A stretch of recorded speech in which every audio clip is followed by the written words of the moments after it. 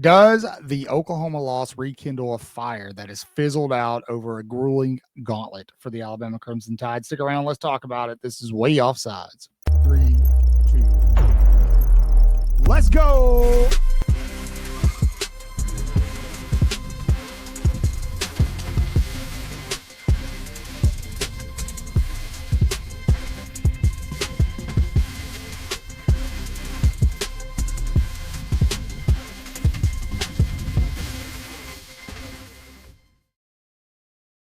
Hey, good afternoon, good evening, good morning, whatever the case may be. I messed that up, but I don't care. Thanks for joining me. Welcome to Way Offside, your source for all things Alabama.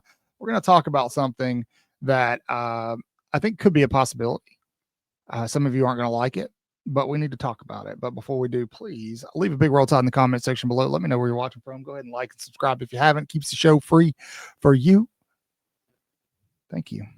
All right. Alabama used its week one loss to FSU to kind of motivate it to get through a very, very grueling gauntlet in the middle of the season. Statistically speaking, Alabama was going to lose another game at some point. It did just that off the heels of 3 turnovers in a game where on paper it beat the brakes off of Oklahoma. Alabama lost that game in the end thanks to those turnovers and a couple of things such as offensive line play and lack of running game. Now, Alabama found some semblance of a running game behind Daniel Hill, but coaching staff got away from it, kept popping in Jam Miller. I understand that you got to have a 1-2 punch, but obviously Jam Miller has been very, very bad this year.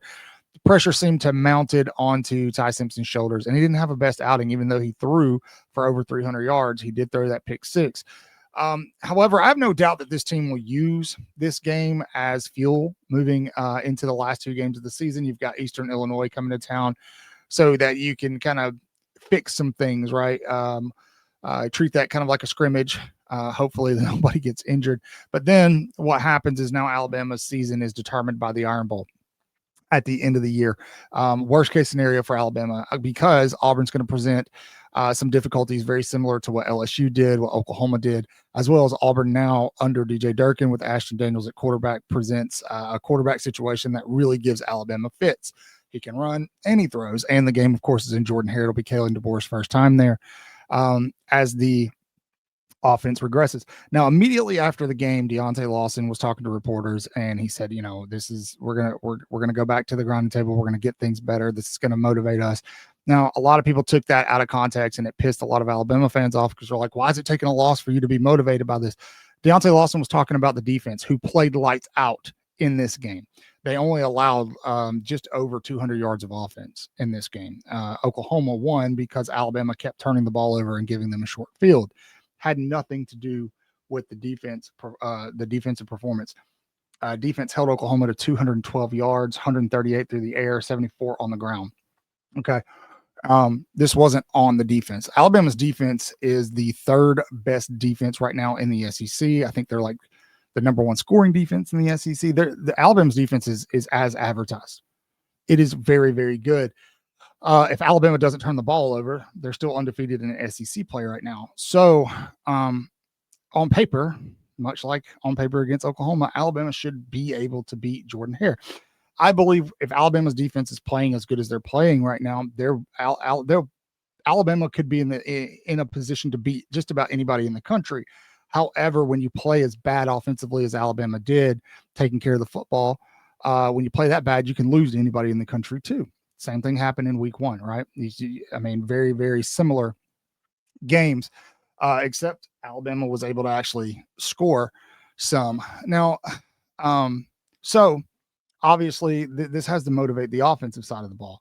Well, the problem is the offensive line, man. Like the right side of the line, Wilkin Formby, of course, has been a big issue all season long.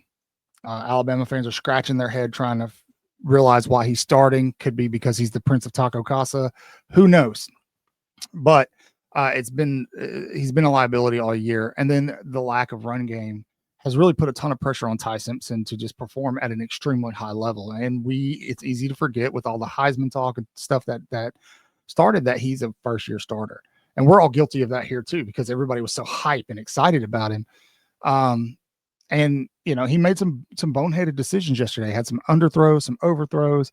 He wasn't getting rid of the ball quick enough in some instances, but he's taking every snap knowing that he's got a very faulty right side of his offensive line. He doesn't trust it. There's no trust there.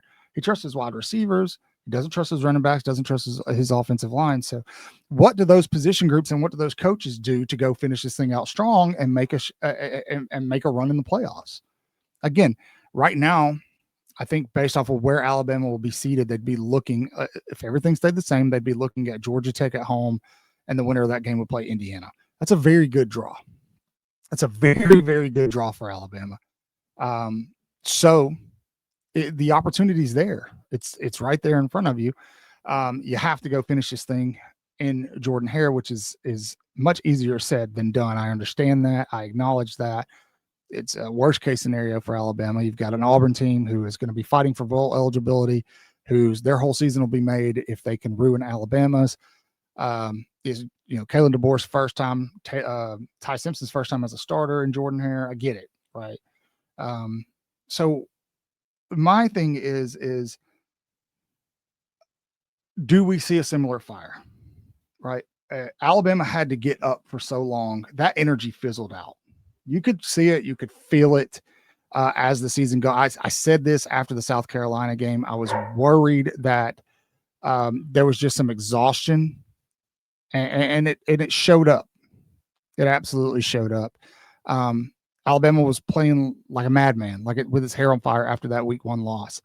But it's a long season, and you had to sustain that energy, and it fizzled out. It absolutely fizzled out, and it caught up with them yesterday. On top of not being able to run the ball and having a very, very questionable right side of their line, Wilkham for me.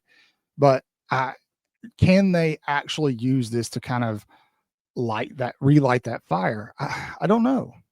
I don't know. I think it could go one of two ways. I think you could fall apart because it doesn't get any easier, or yeah, you can, and you can go into Jordan-Hare and do what you did at Georgia. I don't know. I don't know what's going to happen. You tell me.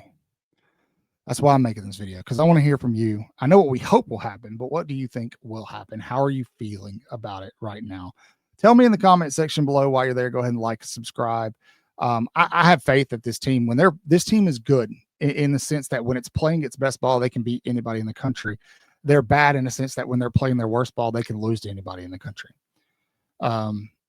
You can blame that on whatever. You can blame that on culture. You can blame that on Kalen DeBoer. I think it has to do with uncomfortability because you're kind of in this weird transition period still. I think Brooks Austin is right. You probably got about 12 to 15 months until Alabama is more, and the coaches are more comfortable in who they are. Maybe they overachieve this year. I don't know. We'll see. But I want to hear what you think in the comment section below. Thanks for sticking around with me. As always, say your prayers, read your Bibles, wash your hands, horns down, beat Auburn and LSU and Tennessee too. Roll Tide.